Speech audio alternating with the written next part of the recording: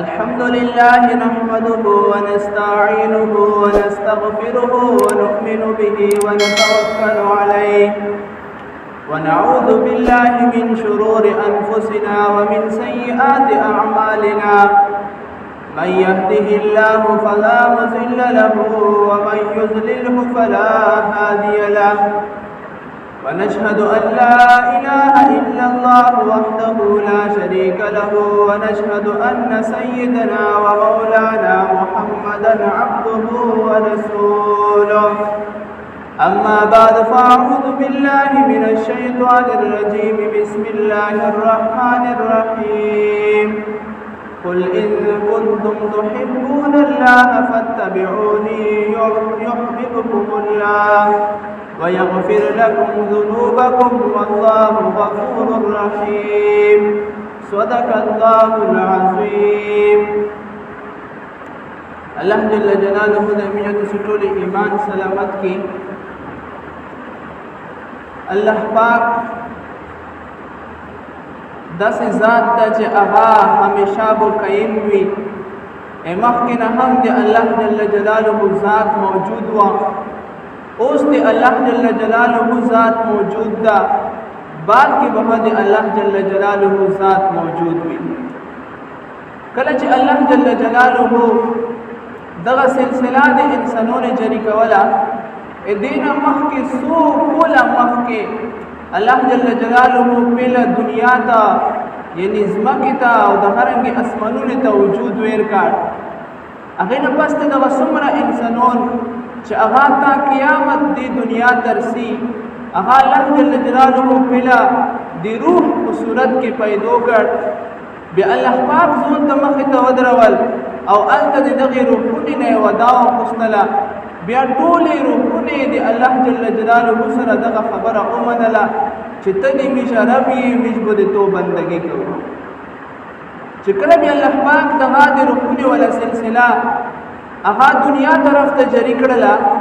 ودغه انسانونه نه هغه کیما وعده و دی عالم ارواح ولا چې الله جل جلاله دې روحونه سره کړی و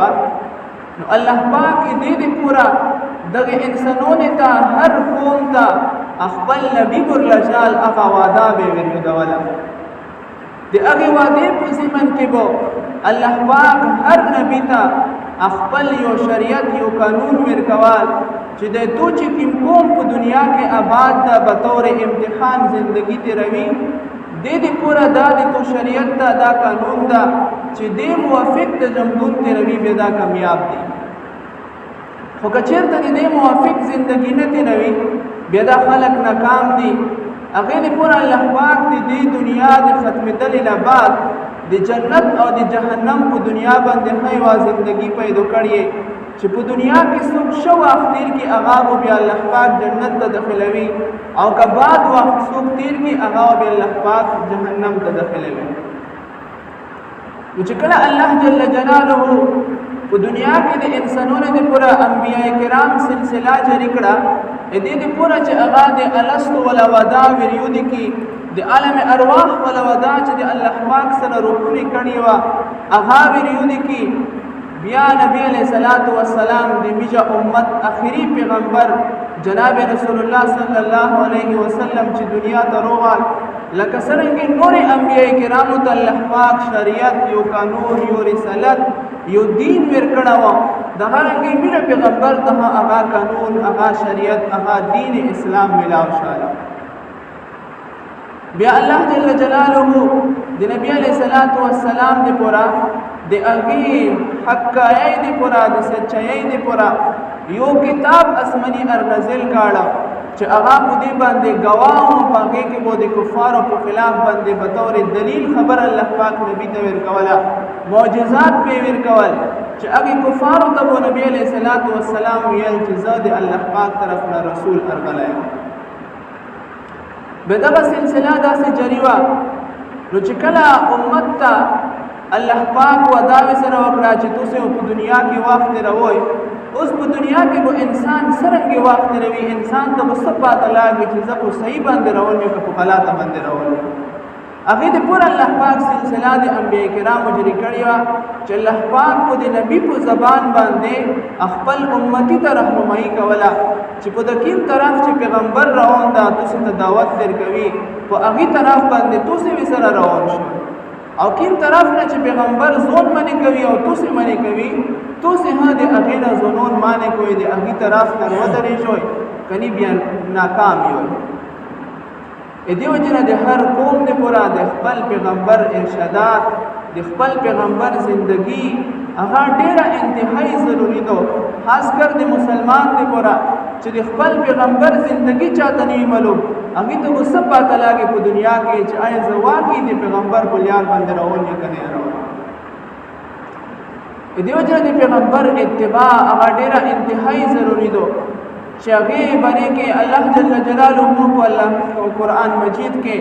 زوی په زوی باندې الله پاک آیات نازل کړه دا لکه څنګه صریح په یو آیت کې الله پاک بالکل واضح ویل دي سورہ النساء کې آیت نمبر 80 کې الله پاک فرمایي او من یطع الرسول فقد اطاع الله څوک چې د پیغمبر اتباع کوي د پیغمبر اطاعت کوي د پیغمبر بلیار پس روان وي دا په تحقیق کا دا گویا چې د الله پاک اتباع کوي د الله پاک چې کوم دین د هغه اتباع کوي د الله پاک چې کوم شریعت د هغه اتباع کوي نو گویا چې د پیغمبر اتباع کول الله پاک فرمي چې دا د مو اتباع ده دغرنګ الله پاک په سوره عمران آیت نمبر 31 کې فرمایي قل ان کنتم تحبون الله فاتبعوني اے پیغمبر اته د خپل امت ته ویا کچیرته دوی دا پسند کوي چې الله پاک ته دې سره محبت وکي نو خپل قوم ته دی ویا په قران کې الله پاک ته فرمایي چې فتبعوني به تاسو دې مو اتباع کوئ یعنی کله چې تاسو د جناب رسول الله صلی الله علیه وسلم اتباع شروع کوئ نو الله پاک فرمایي چې په دغه وخت کې به زاد دغه نبی علیه السلام امت سره الله پاک فرمایي چې زب محبت سره او صرف محبت باندې باس نه سورہ عمران آیت نمبر 31 کې الله پاک مزید وضاحت کوي چې یغفر لكم ذنوبکم چې کله تاسو د پیغمبر اتباع کوئ اول خو به زه تاسو سره محبت کوم دویم نمبر کې به زه د تاسو ګناهونه هغه معاف کوم زه به د تاسو مغفرت کوم د تاسو بخشش وکوم او بیا فرمایي والله غفور الرحیم الله پاک ډېر بخشش کوونکی ذات تا او رحم کوونکی ذات تا خو هغه خلک دې پوره چې هغه د پیغمبر اتباع کوي دیو جن د نبی علیہ الصلوۃ والسلام اتباع لکه څنګه صحابه کرام وکړه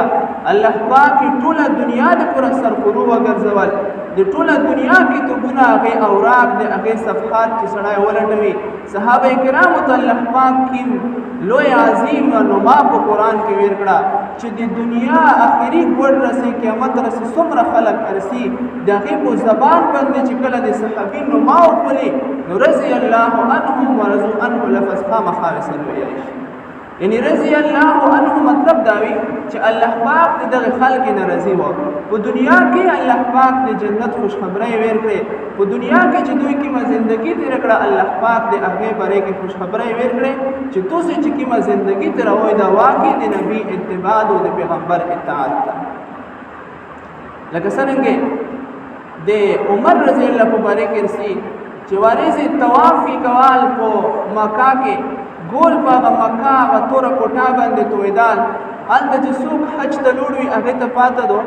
الته یو کوڼه د هغه ته حجر اسود ویای شي کله چې ګول په مکه باندې چکار یو ویل شي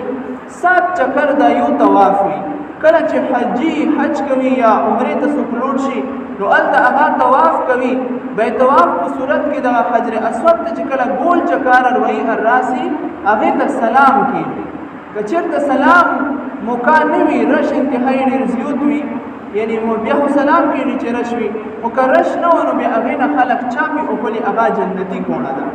نو دا عمر رضی الله ګول چکار ویال طواف کول په مکه کې چې کله حجر اسود ته چکار پر کول انور سیداله نو حجر اسود نه چاپي خوستله عمر رضی الله هغه کوړي ته فرمایي چې متشابه ده چې بس ته اس یو ګوړای او بیا حاصل د تونه چاپي او په دې وجه باندې چې رسول الله مبارک په کله د دې طواف کول دي او مکه کې حجر اسود ته چې ورسېدل نو د حجر اسود نه به چاپی وغوښتله نو زه د نبی علیه الصلاۃ والسلام په اتباع کې د دغې حجر اسود نه چاپی وکړم د هغه صحابه کرامو چې د نبی علیه الصلاۃ والسلام کومه آداب یې ولیدله کوم حالات به یې ولیدل هغه به په خپل زندګۍ کې دوی خامخا اروستل دغه رنګه چې کله خلک هلته حج ته لوټ شي نو هلته رمل ورته ویلی شي چې د سینابو مخکې وخوږي داسې بدمشۍ په سټایل کې به خامخا یو مخصوص زوی ده په هغې زوی باندې په دې سټایل کې تېرېږي دا به یې دې پوره و چې کله شروع کې اسلام هغه کمزوره وه کفار و مسلمانانو ته هر قسم ته تکلیف رسول بیا به الله پاک مسلمانانو ته وویل چې کله تاسې طواف کوئ د طواف په مخصوص ځای کې کفار تاسې ته نوسوي چې دا څه عمل کوي به تاسې د خپله سینه مخې ته رکولوئ د بدمشۍ په سټایل کې داسې چکار لګوئ چې هغه کافر خلک دې تاسې نه ډارېږي تاسې ته تکلیف ته زړه نشي نیولی نو دې ته رمل ویلی شي چې کوم خلک هلته حج ته لوړ وي یا عمرې ته لوړ وي هغې ته پاته وي نو عمر رضی الله چې کله دغه رمل تر ورسېدل نو دغه خبره به یې کوله چې اوس اسلام ته غلبه میلاودو اگر چې د رمل ضرورت اوس نشته خو چونکې د مو پیغمبر د مو نبی محمد صلی الله علیه وسلم کړي دي نو زه به هم اوس کوم هغې نه پس ته به رمل باندې شروع وکړو دغه رنګې حضرت عبداللہ ابن مسعود رضی اللہ برے کے علامہ ابن عساکر رحمت اللہ علیہ خپل کتاب تاریخ مدینہ دمشق کې لیکلي چې وارث نبی علیہ الصلوۃ والسلام هغه منبر باندې نو سو بیان یې کول خپل صحابه کرام ته خطبه پڑھاوله نو الته کې خلق ارډیر شل مسجد نبی هغه زوی کام نو دوی پکې تلنا نو زنه صحابه کرام په داخله کې سایډ کې ودرېدل نبی علیہ الصلوۃ والسلام چې د کوم کسان وی لوړ وو هغه ته حکم وکړ چې تاسو کښینوئ په دغه ټیم کې عبدالله ابن مسعود رضی الله روان وو ایواب شای مسجد ته نه کړي وای ایواب شای بار وا او هغه هیئت کې باغې دوی کې ډایرکشن وستا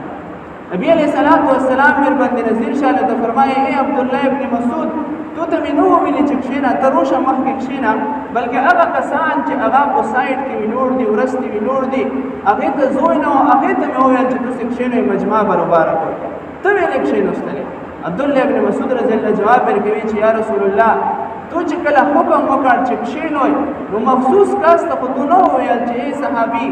یعنی ابوبکر رضی الله یا عمر رضی الله تک کښېنه مطلق حکم دی وکړ چې کښېنوئ نو دغه حکم مو ته هم متوجه و نو که چېرته مو یو قدم مخکې نوره وخسته وه چې مسجد ته ننوتله وه نو بیا به د تو توهین ارلزم شوه وه د تو اتباع کې به کمزوري رغلې وه د دې وجې نه چې څرنګې تو حکم وکړ چې کښېنوئ هغه حکم مو ته متوجه و ډایرکټ په دغې هیئات کې چې نیمه پښه مسجد کې او نیمه مې بار وه زه ډایرکټ کښېنوستم د هغه صحابه کرامو چې بیا الله پاک قرآن کی صفات بیانوي چې رضی الله عنهم ورضوا عنه دوی نه الله پاک رضی ده او دوی د الله پاک نه رضی ده او د دوی صفات تا قیامت جری کاړه چې کله څوک قرآن مجید یې او دغه آیت هغې ته په قرآن کې مخې ترسي چې رضی الله عنهم ورضوا عنه دا د هغه صحابه کرامو صفات هر امتی چې کله قرآن تلاوت کوي د هغې صحابي صفات بیانوي ځکه چې هغې د پیغمبر اتباع هغه کامله اتباع کړې وه پوره اتباع یې کړې وه او صرف قیامت رسې خلق نه بلکې قیامت کې به هم قرآن ویای شي لکه څرنګه یو حدیث شریف کې رسي چې حافظ سړي ته الله پاک وایي چې تو په دنیا کې د قرآن سره دومره مینه او محبت وه چې هغه تو ټول مکمل یاد کړی وه اوس مړه ته خېږه ته پښه لګوه تو ته به خود په خود پړی جوړېږي د قرآن تلاوت کوه آرام آرام سره حدیث شریف کې رسي ورتل ورتکې ته آرام آرام سره قرآن یې او پوسه خېږه دغه بلندي به ورې ورې ته جوړېږي چې مکمل قرآن ختم کې هلته به د تو بلډینګ وي هلته به د تو محل وي نو هلته به دغه کاس دغه حافظ قیامت کې چې هم تلاوت کوي نو د قرآن حصہ دغه آیت رضی الله عنهم ورضوا عنه دغه آیت په قیامت کې هم ویلی شي یعنی هغه خلک چې د هغې د نبي علیه الصلاۃ والسلام کامله اتباع وکړه په ټوله زندګۍ کې د نبي علیه الصلاۃ والسلام ادا د نبي علیه الصلاۃ والسلام طور طریقې راوستلې قیامت رسې به د هغې صفات ویژه تاسې بیانوو د قیامت نه بعد به هم حافظ خلک د هغې حالات بیانوي د هغې صفات بیانوي او بیا قیامت نه بعد په جنت کې به قرآن تلاوت کیږي. بیا دغه خلک صحابه کرام چې هغه کامله اتباع د نبی علیه الصلاۃ والسلام کړی، الله پاک قرآن کې صفات بیان کړي، په جنت کې به دغه حال کې صفات بیانې. یعنی دا د هغه خلک مرتبه ده چې چا په دنیا کې د نبی علیه الصلاۃ والسلام پورا او کامله اتباع کړی و. حضرت عثمان رضی الله عنه کې کتاب لیکلی چې وارثه اوبر وغوښتلې او داسې کول چې کوم ځای کې اوبه وي هغې نه ډېر لرې سفر یې وکړ، په یو ځای کې کښېنوستل، هغې نه پاسته یې اوداس وکړ، اوداس نه پاسته یې وخندل. او بیا صحابه کرامو ته فرمایي چې تاسې مونږ دا پته نه وکړله چې مو هلته نه اوبه وغوښتلې او هلته مې اوداس نه کول، هلته مې ته لوړه مخصوص ځای کې کښېنوستلم، بیا مې چې اوداس وکړ بیا مې پسې وخندل. صحابه کرام مې حیران کړ، هغې سوال مې نه وکړ چې څه وجه ده؟ ویل چې وارث مو نبي علیه الصلاۃ والسلام لیدلی وه چې دې ځای نه یې اوبه وغوښتلې، به بیا لوړه هلته کوم ځای کې چې زه کښېنوسته دلته مو پیغمبر راوست. هغې نه پس ته یې دلته اوداس وکړ او د څه نه پس نبي علیه الصلاۃ والسلام رشکې دلته کې خندلي وو، نو مو هم پسې وخندل چې د نبي علیه الصلاۃ والسلام اتباع کې هغه شامل شي. دمره به د نبي علیه الصلاۃ والسلام هغې خلک اتباع کوله چې د نبي علیه الصلاۃ والسلام په کوم ځای کې اوداس کړی وو هغې ځای کې به یې اوداس کول، کوم ځای کې به یې خندلي وو هغې ځای کې به یې وچ بناکه پسې خندل چې د پیغمبر اتباع حاصله شي. خریم اسدي رضی الله عنه کې علامه امام احمد بن حنبل رحمت الله علیه خپل کتاب مسند احمد کې لیکلی دی چې دا داسې یو صحابي و چې دې ویشته ډېر ستر و، مټونې باندې تقریبا دې ویشته هغه تېر شوي وو، او دا یو دا عادت و چې د خپلې شنګري چې و هغه به یې په پردوګه کې پټ کړي وو. دې ډېر سخت ګناه ده. حدیثو کې نبي علیه الصلاۃ والسلام خپل امت د دې نه منع کړی ده چې تاسې د خپل شنګري هغه په پردوګه کې ما پټوئ، دا د تکبر علامات او تکبر خاص صفت د الله جل جلاله سره ده. هغه الله ذات ده، میجه بندگون یو میجه غلامون یو، د الله ولا صفات هغه د میج سره خوان نه کوي. نو دغه صحابي به دغه دوه عادتونه وکړي چې یو ویشته یې ډېر انتهایي ستر و، بل به یې خپل شنګري هغه په پردوګه کې پټ کړي وو. نبي علیه الصلاۃ والسلام چې کله ولیدل هغه روغال د دغې خریم اسدي رضی الله صفات بیانوي چې نعم الرجل الخریم، خریم صحابي ډېر ښه صحابي ده، خو لولا طول جمته، کاش چې دې د ستر ویشته لرې کړله، و اسبال ازاره، او کاش چې د خپل شنګري نه پټوله. دغه خریم اسدي رضی الله عنه چې کله دغه معلومات وشل چې نبی علیه الصلاۃ والسلام د مو باره کې داسې خبره کړې مونه خفه شوه ده، ډایرکټ یې بې تیر وغوښتله، هغه ستر ویشته چې نبي علیه الصلاۃ والسلام ته پسند و هغه یې مکمل لرې کړ، او دغه رنګې هغه هیئت هغه شکل و صورت چې خپل شنګري به یې پټول. حدیث لیکلی دی چې دغه خپل شنګري د پونډۍ رسۍ لاندې نه پړدوب کاټ کاټ چې مو بیا شنګري نه پټ کړي. دمره به د نبي علیه الصلاۃ والسلام خبرې په هغې باندې اثر کول او خپلې زندګۍ ته یې دومره لوړې وې چې نبي علیه الصلاۃ والسلام په خبره وکړه ډایرکټ به یې په خپله زندګۍ کې هغه اروستله.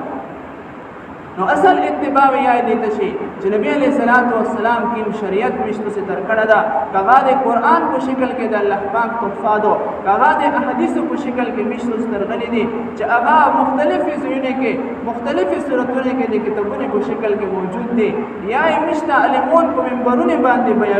بیانوي هغه ټول اوریدل او بیا په هغې باندې کول، دا د الله جل جلاله او د نبي علیه الصلاۃ والسلام اتباع ده. حجۃ الوداع په موقع باندې دغه هغه حالات د کتابونو نه مو بیان کړ چې نبی علیه الصلاۃ والسلام به هغې لیدله او هغې نه پس ته به هغه هیئتونه پسې کول. حجۃ الوداع په موقع باندې په 11 هجري کې علامه ادریس کندهلوي رحمت الله علیه خپل کتاب سیرت مصطفی کې لیکلي چې نبی علیه الصلاۃ والسلام چې کله اخري حج و 11 هجري کې هغې نه پس ته بیا دا وفات شوی، هلته کې ډېر کثیر تعداد سره صحابه کرام د نبی علیه الصلاۃ والسلام سره حج ته لوړ وو. د هغې حج په موقع باندې نبی علیه الصلاۃ والسلام یو صحابي نه څو سوالونه کړي،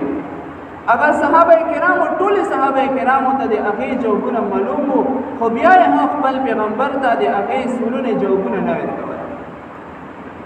پهله سوال یې دا نه وکړ، حالانکه لکه څرنګه مشتو استفاده ده چې حج هغه په مخصوص وخت کې یعنی په 12 یو 10 ذوالحجه باندې د قربانۍ چې قیمت سجود سلیز وي د عید والا هغه د حج مخصوص 5-6 دن دی پاغه کې حج کیږي ادینه ما سوا حج نه کیږي که حج سره ډیر اعمال وکي او چې دا ریز شپې نه وي نو دا حج قابل قبول نه ده نو ټول صحابه کرامو ته پاتہ چې پیغمبر چې حج ترغله دا خدا د حج ریزي دي او دا غرنګي د حج ولا میاشت دي او چې کیم زوی کی وو هغه زوی ته لکه ظاهر خبره ده چې میشته سه ولا حج ته سو نو انت مکه ته مدینه شریف ته سو نو ټول صحابه کرام ته پاتہ چې حج په مکه او مدینه کې کیږي او بیا هم پیغمبر سوال کوي صحابه کرام جواب ورکوي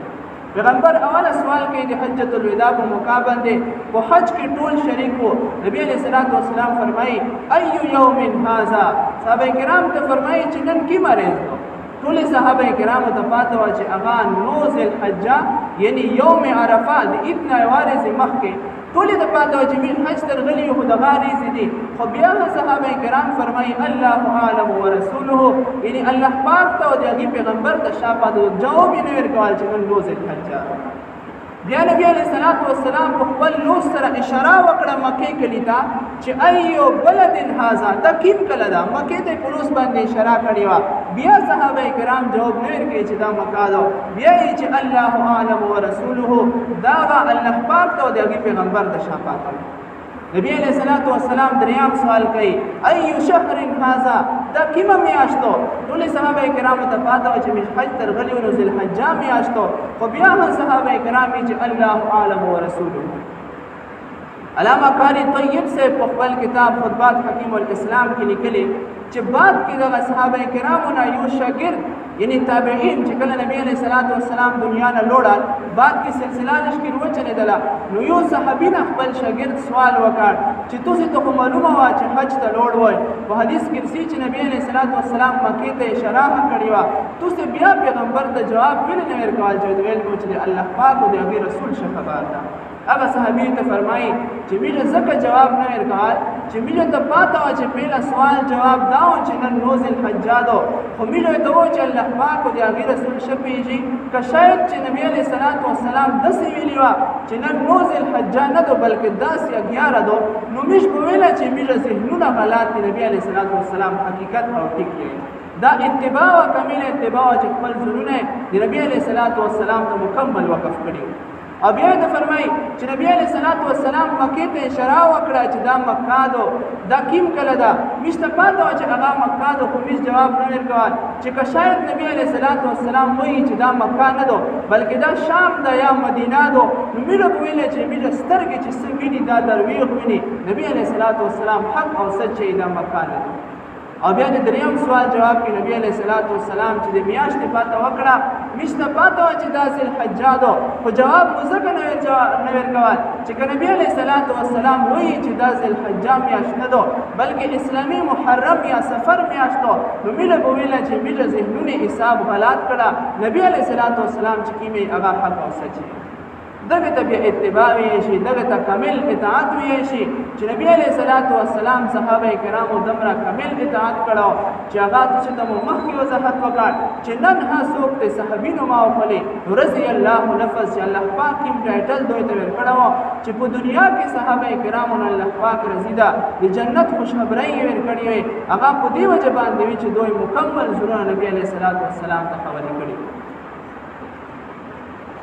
دې وجه نه کامل اتباع د نبی علیہ الصلوۃ والسلام کول دا د هر امتی ذمہ داری دو د نبی علیہ الصلوۃ والسلام زندګۍ نه زون خبرول دا د هر امتی ذمہ داری دو چې تر څو پورې موږ د نبی علیہ الصلوۃ والسلام زندګۍ نه نو خبر چې دغه کور حالات سرنګي او دغه معاشري حالات سرنګي او دغه طرز حکومت خلافت سرنګي تر هغه پورې موږ کامل مؤمن نشو جوړیدل او کیم خلق چې هغه په خپل باندې دعوا کوي چې مو پیغمبر جناب رسول الله صلی الله علیه وسلم دا او مو د نبی علیہ الصلوۃ والسلام سره محبت تا او په خپل وجود باندې د پیغمبر سنت ته اجازهات نه ورکوي دا دعوا بلا دلیل دغه محبت هغه محبت ناقصه دغه محبت بیا کامل نه ده آخری حدیث میں نو حضرت انس بن مالک رضی اللہ فرمائی چې نبی علیہ الصلوۃ والسلام د یو کس روغه توي فرمایل چې مت الساعه قیامت وکړه لګیږي نبی علیہ الصلوۃ والسلام تو فرمایل چې تو د قیامت پورې څه تیاری کړی نو هغه صحابي ته فرمایي چې د خاص اعمال هم نشته ولکن احب الى الله ورسوله خاص عمل نشته مطلب عجزي کوله صحابي وي او بیا به عمل لوي دا ناممکنه خبره ده خو به طور عجزي په خپل اعمال باندې باور نه و چې دا به مو جنت ته بیایي کنه نو ویل چې د خاص عمل مې نشته یعنی په خپل اعمال بووري نه یا خو د الله او د رسول سره محبت ده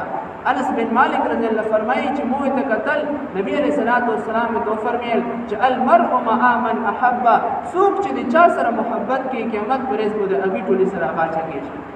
نو انس بن مالک رضی الله فرمایي حدیث شریف کې الفاظ ورسي چې ما فرحنا یعنی ټول دنیا کې متخوشي او ټول ژوندۍ کې متبل خوشي نه وملا لکه دې ټیم کې چې متکیمه خوشي ملا شو چې نبی علیہ الصلوۃ والسلام دا خبره وکړه چې قیامت کې به هغه سړی د هغه سړي سره وي چې چا سره محبت وي نو انس بن مالک رضی الله خپل تزیه مشوي چې مو د الله پاک سره محبت تا د هغه پیغمبر سره محبت تا او د غرنګي عمر رضی الله او ابوبکر رضی الله سره محبت تا امید ته چې مو الله پاک قیامت پرې باندې د هغه خان سره چلی